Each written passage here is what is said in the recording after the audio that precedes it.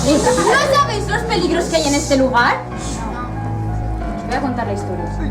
No lo hago por mí, lo hago por vuestra vida.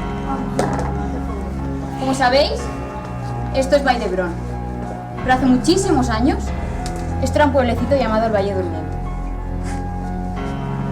Los habitantes de este pueblo oían cosas extrañas y veían Dios encontró a una mujer misteriosa que vestía con un vestido negro y una máscara. ¿Quién es usted? Yo vivo aquí. ¿Cómo que vive aquí? Esta es mi casa. Es que allí no cabemos. ¿Allí dónde? ¿Dónde va a ser? En la gran ciudad de los espíritus, donde deciden nuestro destino. Es que había mucha gente y no podíamos quedarnos ahí. Llegué esta noche y me acordé que tenía mi casa. Mi casa, querrás decir. Bueno, eso depende de cómo lo mires. Yo llevo mucho más tiempo aquí. Sinceramente, si este tenía que ser el amor de mi vida, prefiero morir sola.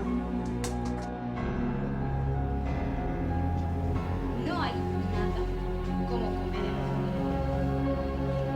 De belleza entre las mujeres.